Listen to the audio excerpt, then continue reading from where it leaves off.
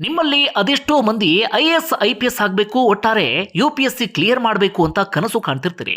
UPSC clear ಮಾಡೋದಕ್ಕೆ ಸರಿಯಾದ ಟೈಮ್ಗೆ ಸರಿಯಾದ ರೀತಿಯ ಕೋಚಿಂಗ್ ಸಿಗಬೇಕು.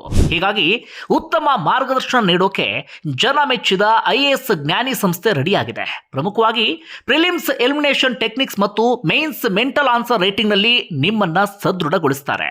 ಒಳ್ಳೆ ಹೆಸರು ಮಾಡ್ತಿರುವಂತಹ ಸಂಸ್ಥೆ ಇದು. ಈಗಲೇ ಈ ವಿಳಾಸದ ಮೂಲಕ ಅವರನ್ನ ಭೇಟಿಯಾಗಬಹುದು ಅಥವಾ ಈ ಕೆಳಗಿನ ನಂಬರ್ಗೆ ಕಾಲ್ ಮಾಡಬಹುದು. ಬಂಧುಗಳೇ ನಮಸ್ಕಾರ, ಹೇಗಿದ್ರೆ ನೀವೆಲ್ಲರೂ? ನಾನು ಸುಬ್ರಹ್ಮಣ್ಯ ಎಸ್ ಹಂಡಿಗೆ. ಬಂಧುಗಳೇ, ಸದ್ಯ ದೇಶದಲ್ಲಿ ಉಚಿತ ಯೋಜನೆಗಳ ಭರಾಟೆ ಜೋರಾಗಿದೆ. ತಮಿಳುನಾಡಲ್ಲಿ ಶುರುವಾಯಿತು, ದೆಹಲಿಯಲ್ಲಿ ಮಿತಿಮೀರಿ ಹೋಯಿತು, ಅಂತಿಮವಾಗಿ ಕರ್ನಾಟಕಕ್ಕೂ ಕೂಡ ಎಂಟ್ರಿ ಕೊಡ್ತು. ಗ್ಯಾರಂಟಿ ಯೋಜನೆಗಳ ಮೂಲಕ ಇಲ್ಲೂ ಕೂಡ ಜನರಿಗೆ ಉಚಿತವಾಗಿ ನೀಡಲಾಯಿತು. ಅದಾದ ನಂತರ ಬೇರೆ ಬೇರೆ ರಾಜ್ಯಗಳಲ್ಲೂ ಕೂಡ ಶುರುವಾಯಿತು. ನೀವೆಲ್ಲರೂ ಕೂಡ ಅದನ್ನ ಗಮನಿಸಿದ್ರಿ. ಈ ಉಚಿತ ಯೋಜನೆಗಳಿಂದ ಏನೇನು ಆಗುತ್ತೆ ಅನ್ನೋದನ್ನ ಬಿಡಿಸಿ ಹೇಳಬೇಕಾಗಿಲ್ಲ, ನಿಮ್ಮೆಲ್ಲರಿಗೂ ಕೂಡ ಬಹಳ ಚೆನ್ನಾಗಿ ಗೊತ್ತಿದೆ. ಈ ಉಚಿತ ಯೋಜನೆಗಳ ಘೋಷಣೆ ಹೇಗೆ ಅಂದ್ರೆ, ಈ ಚುನಾವಣೆಯ ಸಂದರ್ಭದಲ್ಲಿ ನಮ್ಮ ಪಕ್ಷವನ್ನ ನೀವು ಅಧಿಕಾರಕ್ಕೆ ತಂದ್ರೆ ನಾವು ಇಂತಿಂಥದನ್ನ ಕೊಡ್ತೀವಿ ಅಂತ ಹೇಳಿ ಘೋಷಣೆಯನ್ನ ಮಾಡೋದು ಅಥವಾ ಜನರಿಗೆ ಆಮಿಷವನ್ನ ಒಡ್ಡೋದು. ಅದಾದ ಬಳಿಕ ಚುನಾವಣೆಯಲ್ಲಿ ಗೆದ್ದು ಬಂದ ಬಳಿಕ ಆ ಯೋಜನೆಗಳನ್ನ ಜಾರಿಗೆ ತರೋದು. ಇದು ಒಂದು. ಆದರೆ ಈಗ ಮತ್ತೊಂದು ಹೊಸ ಟ್ರೆಂಡ್ ಶುರುವಾಗಬಿಟ್ಟಿದೆ. ಚುನಾವಣೆ ಹತ್ರ ಬರ್ತಾ ಇದ್ದ ಹಾಗೆ ಅಥವಾ ಚುನಾವಣೆ ದಿನಾಂಕ ಘೋಷಣೆ ಆಗುವ ಕೆಲವು ದಿನಗಳ ಮುನ್ನ ನೇರವಾಗಿ ಜನರ ಅಕೌಂಟ್ಗೆ ಹಣವನ್ನ ಹಾಕುವಂತ ಟ್ರೆಂಡ್ ಶುರುವಾಗಬಿಟ್ಟಿದೆ. ಇದು ಎಷ್ಟು ಅಪಾಯಕಾರಿ ಅಂದ್ರೆ, ಪ್ರಜಾಪ್ರಭುತ್ವ ವ್ಯವಸ್ಥೆಯನ್ನ ಸಂಪೂರ್ಣವಾಗಿ ಬುಡಮೇಲು ಮಾಡಿಬಿಡುತ್ತೆ. ಜನರಿಗೆ ದುಡ್ಡನ್ನ ಕೊಟ್ಟು ಓಟನ್ನ ಖರೀದಿ ಮಾಡೋದಕ್ಕೆ ಇದೀಗ ಲೀಗಲ್ ಆಗಿ ಶುರು ಮಾಡ್ಕೊಂಡು ಬಿಟ್ಟಿದ್ದಾರೆ. ಹಿಂದೆ ಏನಾಗ್ತಿತ್ತು ಹೇಳಿ, ಮನೆಗೆ ಹೋಗಿ ಕದ್ದು ಮುಚ್ಚಿ 500 ರೂಪಾಯಿನೋ 1000 ರೂಪಾಯಿನೋ ಕೊಟ್ಟು ಬರ್ತಾ ಇದ್ರು. ಈ ಮೂಲಕ ಓಟನ್ನ ಖರೀದಿ ಮಾಡುವಂತ ಪ್ರಯತ್ನ ನಡೀತಾ ಇತ್ತು. ಅದೆಲ್ಲರಿಗೂ ಕೂಡ ಬಹಳ ಚೆನ್ನಾಗಿ ಗೊತ್ತಿದೆ.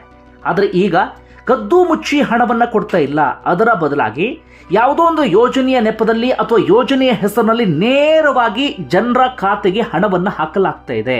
ಇದು ಹೋಗ್ತಾ ಹೋಗ್ತಾ ಎಲ್ಲಿವರೆಗೂ ಹೋಗಿ ತಲುಪುತ್ತೋ ಗೊತ್ತಿಲ್ಲ. ಸಂಪೂರ್ಣವಾಗಿ ನಮ್ಮ ಈ ಪ್ರಜಾಪ್ರಭುತ್ವ ವ್ಯವಸ್ಥೆಯನ್ನೇ ಹಾಳು ಮಾಡಿ ಹಾಕುತ್ತೆ ಅಂದ್ರೂ ಕೂಡ ತಪ್ಪಾಗ್ಲಿಕ್ಕಿಲ್ಲ.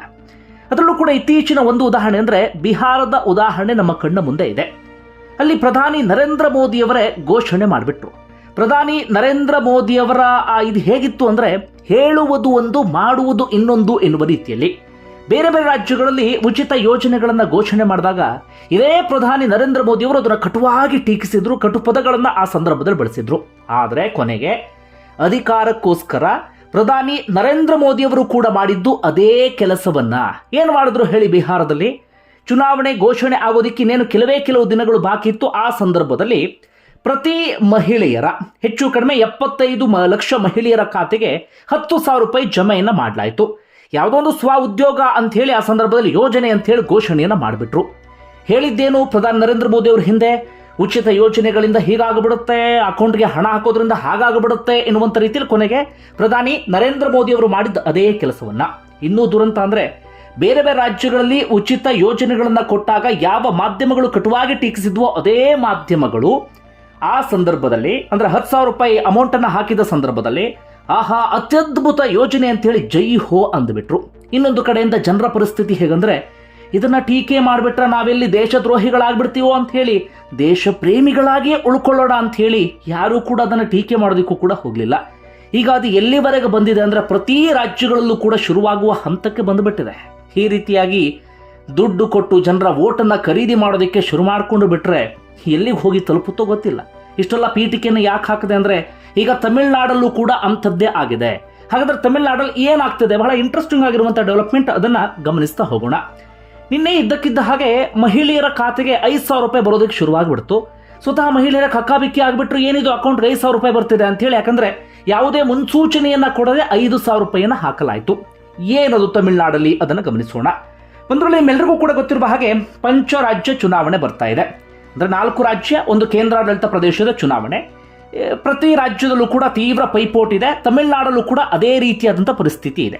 ಈಗ ಸದ್ಯ ಅಲ್ಲಿ ಆಡಳಿತದಲ್ಲಿರೋದು ಸ್ಟಾಲಿನ್ ನೇತೃತ್ವದ ಡಿಎಂಕೆಗೆ ಈಗ ಬಿಜೆಪಿ, ADMK ಅಥವಾ ಇನ್ನೊಂದು ಯಾವುದೋ ಪಕ್ಷದ ಆತಂಕಕ್ಕಿಂತ ಇದೀಗ ನಟ ವಿಜಯ್ ಅವರ TVK ಆತಂಕ ಇದೀಗ ಜೋರಾಗಿರುವ ರೀತಿಯಲ್ಲಿ ಕಾಣಿಸ್ತಾ ಇದೆ.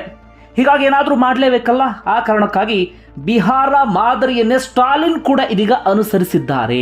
ಏನು ಮಾಡಿದ್ರು ಅಂದ್ರೆ, ತಮಿಳುನಾಡು ಹಿಂದಿನಿಂದಲೂ ಕೂಡ ಒಂದು ಯೋಜನೆ ಇತ್ತು, ಕಲೈನರ್ ಮಹಿಳಾ ಸಬಲೀಕರಣ ಎನ್ನುವಂತ ಯೋಜನೆ. 2023ರಲ್ಲಿ ಜಾರಿಗೆ ತಂದಿರುವಂತಹ ಯೋಜನೆ. ಏನ್ ಮಾಡ್ತಾ ಇದ್ರು ಅಂದ್ರೆ ಪ್ರತಿ ತಿಂಗಳು 15ನೇ ತಾರೀಕು ಮಹಿಳೆಯರ ಖಾತೆಗೆ 1,000 ರೂಪಾಯಿ ಆ ಯೋಜನೆಯ ಮೂಲಕ ಹಾಕಲಾಗ್ತಾ ಇತ್ತು. ಈಗ ಏನ್ ಮಾಡಿದ್ದಾರೆ ಅಂದ್ರೆ ದಿಢೀರಂತ ಚುನಾವಣೆ ಘೋಷಣೆ ಆಗೋದಕ್ಕೆ ಇನ್ನೇನು ಕೆಲವು ದಿನಗಳು ಬಾಕಿ ಇದೆ.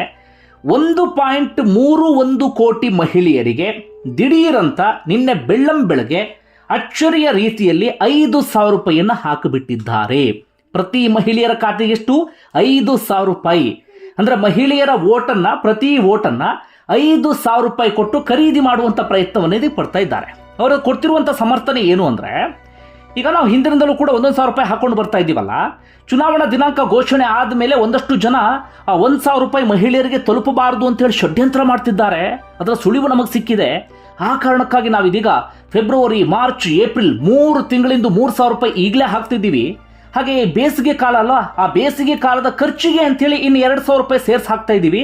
ಒಟ್ಟಾರೆಯಾಗಿ 5,000 ರೂಪಾಯಿ ನಿಮ್ಮ ಅಕೌಂಟ್ಗೆ ಹಾಕ್ತಿದ್ದೀವಿ ಎನ್ನುವ ರೀತಿಯಲ್ಲಿ ಇದೀಗ DMK ಸ್ಟಾಲಿನ್ ಹೇಳ್ತಾ ಇದ್ದಾರೆ. ಹೆಚ್ಚು ಕಡಿಮೆ 6,500 ಕೋಟಿಯಷ್ಟು ಹಣವನ್ನ ನಿನ್ನೆ ದಿಢೀರ್ ಅಂತ ಹೇಳಿ ಮಹಿಳೆಯರ ಖಾತೆಗೆ ಹಾಕಲಾಗಿದೆ. ಹೆಚ್ಚು ಕಡಿಮೆ 1.31 ಕೋಟಿಯಷ್ಟು ಮಹಿಳೆಯರಿಗೆ. ಮೊದಲು ಇದನ್ನು ಘೋಷಣೆ ಮಾಡಿರಲಿಲ್ಲ. ಅಮೌಂಟ್ ಅನ್ನು ಹಾಕಿದ ಬಳಿಕ ಈ ರೀತಿಯಾಗಿ ಅಮೌಂಟ್ ಅನ್ನು ಹಾಕಿದ್ದೇವೆ ಎನ್ನುವಂತ ರೀತಿಯಲ್ಲಿ ಘೋಷಣೆಯನ್ನ ಮಾಡಿಬಿಟ್ಟಿದ್ದಾರೆ. ಹೀಗೆ ಮಾಡ್ತಾ ಹೋಗ್ಬಿಟ್ರೆ ಏನು ಕತೆ ಹೇಳಿ. ಈಗ ಎಲ್ರಿಗೂ ಅಮೌಂಟ್ ಹಾಕೋದಂತೆ ಯಾವುದೋ ಯೋಜನೆ ಹೆಸರಲ್ಲಿ, ಆ ಮೂಲಕ ಓಟನ್ನು ಖರೀದಿ ಮಾಡೋದಂತೆ. ಬಿಹಾರದಲ್ಲಿ ಆಗಿದ್ದು ಕೂಡ ಅಷ್ಟೇ. ಬಿಹಾರದಲ್ಲಿ ಅದು ಬಹಳ ಚೆನ್ನಾಗಿ ವರ್ಕೌಟ್ ಆಯಿತು ಅಂತ ಹೇಳಿ ವಿಶ್ಲೇಷಣೆ ಎಲ್ಲವನ್ನು ಕೂಡ ನಾವು ಗಮನಿಸಿದ್ವಿ. ಇದೀಗ ತಮಿಳುನಾಡಲ್ಲೂ ಕೂಡ ಅದನ್ನು ಅನುಸರಿಸೋಕೆ ಶುರು ಮಾಡ್ಕೊಂಡಿದ್ದಾರೆ. ನೆಕ್ಸ್ಟ್ ಹೋಗ್ತಾ ಬೇರೆ ರಾಜ್ಯಗಳಲ್ಲೂ ಕೂಡ ಇದು ರಿಪೀಟ್ ಆಗೋದ್ರಲ್ಲಿ ಯಾವುದೇ ಅಚ್ಚರಿಯೂ ಕೂಡ ಇಲ್ಲ. ಈಗ ತಮಿಳುನಾಡಿನ ಈ ಯೋಜನೆಗೆ ಸಂಬಂಧಪಟ್ಟ ಹಾಗೆ ಏನಾಗ್ತಿದೆ ಗಮನಿಸ್ತಾ ಹೋಗೋದಾದ್ರೆ ತೀವ್ರ ಟೀಕೆ ಸಹಜವಾಗಿ ವ್ಯಕ್ತವಾಗ್ತಿದೆ. ಪ್ರಮುಖವಾಗಿ TVK ವಿಜಯ್, ದುಡ್ಡು ತಗೊಳ್ಳಿ, ಅದು ನಿಮ್ಮದೇ ತೆರಿಗೆ ಹಣ, ಆದರೆ ಓಟ್ ಮಾತ್ರ ನನಗೆ ಹಾಕಿ ಎನ್ನುವಂತ ಮಾತನ್ನ ವಿಜಯ್ ಹೇಳ್ತಾ ಇದ್ದಾರೆ. ಹಾಗಾದ್ರೆ ತಮಿಳುನಾಡಿನ ಚುನಾವಣೆ ಯಾವ ರೀತಿ ನಡೀತಾ ಇದೆ?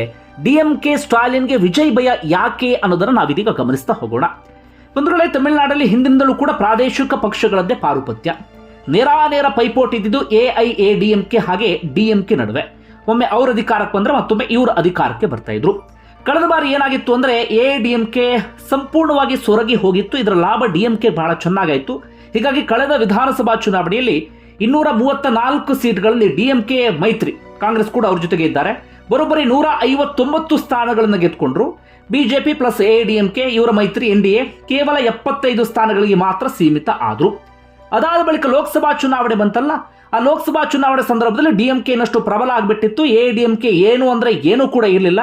ಹೀಗಾಗಿ 39 ಲೋಕಸಭಾ ಕ್ಷೇತ್ರಗಳಲ್ಲಿ 39 ಕೂಡ ಕಾಂಗ್ರೆಸ್ ಪ್ಲಸ್ DMK ಇವ್ರ ಮೈತ್ರಿ ಏನಿದೆ ಅವರು ಆರಾಮಾಗಿ ಗೆದ್ಕೊಂಡು ಬಿಡ್ತಾರೆ.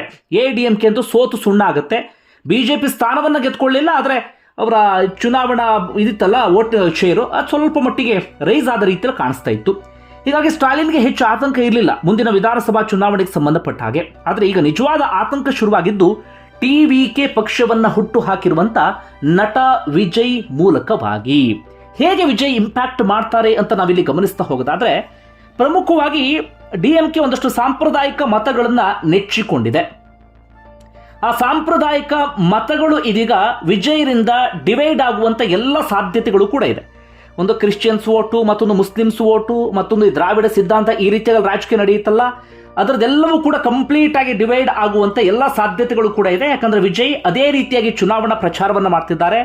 ವಿಜಯ್ AIADMK ಹಾಗೆ ಬಿಜೆಪಿಯನ್ನ ಎಷ್ಟು ಟೀಕಿಸ್ತಾ ಇದ್ದಾರೋ ಅದಕ್ಕಿಂತ ಒಂದು ಪಟ್ಟು ಜಾಸ್ತಿ ಇದೀಗ DMKನ ಟೀಕಿಸುವಂತ ಕೆಲಸವನ್ನ ಮಾಡ್ತಿದ್ದಾರೆ. ಮತ್ತೊಂದು ಏನಾಗಿದೆ ಅಂದ್ರೆ, ತಮಿಳುನಾಡಿನಲ್ಲಿ ಈ ಸಿನಿಮಾ ಸ್ಟಾರ್ಗಳನ್ನ ಹೊತ್ತು ಮೆರೆಸಿದಂತ ಬೇಕಾದಷ್ಟು ಉದಾಹರಣೆ ಇದೆ. ಅಲ್ಲಿ ಮುಖ್ಯಮಂತ್ರಿಗಳೇ ಆಗಿದ್ದಾರೆ ಸಿನಿಮಾ ಸ್ಟಾರ್ಗಳು ಆದಂಥವ್ರು. ಸಿನಿಮಾ ಸ್ಟಾರ್ಗಳಾದ್ರೆ ಬೇರೆ ರಾಜ್ಯಗಳಲ್ಲಿ ಏನಾಗ್ಬಿಡುತ್ತೆ ಅಂದ್ರೆ, ಅವರು ಚುನಾವಣಾ ಪ್ರಚಾರಕ್ಕೆ ಹೋದಂಥ ಸಂದರ್ಭದಲ್ಲಿ ಜನ ಸೇರ್ತಾರೆ, ಶಿಳ್ಳೆ ಹೊಡಿತಾರೆ, ಚಪ್ಪಾಳೆಯನ್ನು ತಡ್ತಾರೆ, ಆದರೆ ವೋಟ್ ಆಗಿ ಕನ್ವರ್ಟ್ ಆಗೋದಿಲ್ಲ. ಆದರೆ ತಮಿಳುನಾಡಿನಲ್ಲಿ ಅದಕ್ಕೆ ತದ್ವಿರುದ್ಧ. ಅಲ್ಲಿ ಯಾವ ರೀತಿಯಾಗಿ ಚುನಾವಣಾ ಪ್ರಚಾರದ ಸಂದರ್ಭದಲ್ಲಿ ಜನ ಸೇರ್ತಾರೋ, ಚುನಾವಣೆಯ ಸಂದರ್ಭದಲ್ಲೂ ಕೂಡ ಅದು ವೋಟ್ ಆಗಿ ಕನ್ವರ್ಟ್ ಆದಂತ ಬೇಕಾದಷ್ಟು ಉದಾಹರಣೆ ಇದೆ. ಈಗ ವಿಜಯ್ ವಿಚಾರವನ್ನು ಗಮನಿಸ್ತಾ ಹೋಗೋದಾದ್ರೆ, ಎಲ್ಲೆಲ್ಲಿ ಚುನಾವಣಾ ಸಮಾವೇಶ ಅಥವಾ ರ್ಯಾಲಿಗಳನ್ನು ಮಾಡ್ತಿದ್ದಾರೋ ಅಲ್ಲಿಗೆ ಜನ ಸಾಗರವೇ ಹರಿದು ಬರ್ತಾ ಇದೆ. ದೊಡ್ಡ ಮಟ್ಟಿಗೆ ಒಂದು ಅಲೆ ಶುರುವಾದ ರೀತಿಯಲ್ಲಿ ಕಾಣಿಸ್ತಾ ಇದೆ. ಇದು ಹೆಚ್ಚು ಕಡಿಮೆ TVKಗೆ ದೊಡ್ಡ ಮಟ್ಟಿಗೆ ಪ್ಲಸ್ ಆಗುವಂತ ಸಾಧ್ಯತೆ ಇದೆ. ಹೀಗಾಗಿ DMKಗೆ ಆ ವಿಚಾರದಲ್ಲೂ ಕೂಡ ಇದೀಗ ಆತಂಕ ಶುರುವಾಗಿಬಿಟ್ಟಿದೆ. ಮತ್ತೊಂದು ಕಡೆಯಿಂದ ವಿಜಯ್ ಇದೀಗ 2 ವಿಧಾನಸಭಾ ಕ್ಷೇತ್ರಗಳ ಸ್ಪರ್ಧೆ ಮಾಡಬಹುದು ಎನ್ನುವಂತ ಮಾತುಗಳು ಕೇಳಿಬರ್ತಾ ಇದೆ. ಒಂದು ವೀರಗಂಬಕಂ ಎನ್ನುವಂತ ಪ್ರದೇಶ, ಹಾಗೆ ತಿರುಚಿ ಪೂರ್ವದಲ್ಲಿ. ಕೇವಲ ಆ 2 ವಿಧಾನಸಭಾ ಕ್ಷೇತ್ರಗಳಲ್ಲಿ ಮಾತ್ರ ಇದು ಇಂಪ್ಯಾಕ್ಟ್ ಆಗೋದಿಲ್ಲ. ಅಕ್ಕಪಕ್ಕ ಇರುವಂತ ವಿಧಾನಸಭಾ ಕ್ಷೇತ್ರಗಳು ಮೇಲೂ ಕೂಡ ಇದು ಪರಿಣಾಮವನ್ನ ಬೀರುತ್ತೆ. ಇದು ಕೂಡ ಇದೀಗ ಡಿಎಂಕೆಗೆ ಆತಂಕವನ್ನ ತಂದೊಡ್ಡಿರುವಂತ ವಿಚಾರ. ಹೀಗಾಗಿ ಡಿಎಂಕೆಗೆ ಈಗ ನಿಜವಾದಂತ ಸವಾಲು ಎಡಿಎಂಕೆ ಮೂಲಕ ಆಗಲಿ, ಬಿಜೆಪಿ ಮೂಲಕ ಆಗಲಿ, ಅಥವಾ ಇನ್ಯಾವುದೋ ಸಣ್ಣ ಪುಟ್ಟ ಪಕ್ಷಗಳ ಮೂಲಕವಾಗಲಿ ಅಲ್ಲ. ಈಗ ದೊಡ್ಡ ಸವಾಲಿರೋದು ಟಿವಿಕೆ ವಿಜಯ್ ಮೂಲಕವಾಗಿ. ಆ ಕಾರಣಕ್ಕಾಗಿ ಇದೀಗ ಸ್ಟಾಲಿನ್ ಮಹಿಳೆಯರ ಖಾತೆಗೆ 5,000 ರೂಪಾಯಿ ಹಾಕಿದ್ದಾರೆ. ನೋಡೋಣ ಏನಾಗುತ್ತೆ ಅಂತ ಹೇಳಿ. ನಿಮ್ಗೆ ಏನಿಸುತ್ತೆ ಎಲ್ಲ ವಿಚಾರ ಸಂಬಂಧಪಟ್ಟಾಗ ನನ್ನ ಕಮೆಂಟ್ ಬಾಕ್ಸಲ್ಲಿ ಮೆನ್ಷನ್ ಮಾಡಿ. ಧನ್ಯವಾದ ವಿಡಿಯೋ ನೋಡಿದ್ದಕ್ಕೆ.